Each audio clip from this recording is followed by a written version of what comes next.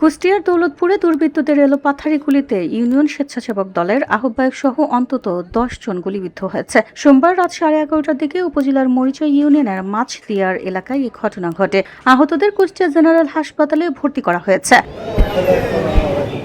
Police ও স্থানীয় সূত্রে জানা যায়, সোমবার রাত 11:30টার দিকে এলাকায় বিদ্যুৎ না থাকায় মরিচা ইউনিয়ন স্বেচ্ছাসেবক দলের আহ্বায়ক রবিউল ইসলাম নিজ বাড়ির সামনে হাঁটাহাঁটি করছিলেন। থেকে 15 জনের একটি সন্ত্রাসী দল হঠাৎ তার উপর হামলা চালায়। এ সময় রবিউলের চিৎকারে তার বাবা মা ও আশেপাশের লোকজন এগিয়ে এলে হামলাকারীরা এলোপাথারি গুলি ছোড়ে। এতে ঘটনাস্থলে উপস্থিত নারী পুরুষ সহ তার পরিবারের সদস্যরা গুলিবিদ্ধ হন। আহতরা হলেন রবিউল ইসলাম, তার বাবা হাফেজ প্রামাণিক, সোহেল রানা, তার স্ত্রী তমা খাতুন, কামরুল ইসলাম, মুন্নি খাতুন, রুনা খাতুন, মিতা খাতুন, তৌহিদুল ইসলাম ও তার স্ত্রী মেরিনা খাতুন। পরে হামলাকারীরা ঘটনাস্থল থেকে চলে যান। এটা ভ্যানালা বলে তোমার বড় ভাই ডাকছে।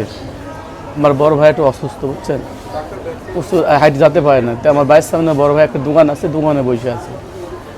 আমি আবার আরেকটা ভ্যান উঠে চলে আসলাম। বাড়িতে আইসি আবার দেখছি আমার ভাই আমার ভাইয়ের সামনে যে দোকানে বসে আছে।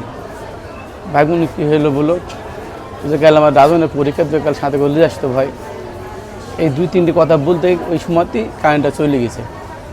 কারেন্টটা চলে যাওয়া সারা ধরেন আমার 2 সাইড থেকে 3 সাইড থেকে কোন দিক থেকে আমি বলতে পারবো না। আমি আমার বাড়ি, আমার যেহেতু ঘর মুখু, এদিক ঘর, আমি ঘর মুখু দাঁড়াতেন ভাইয়ের সাথে কথা বলছি।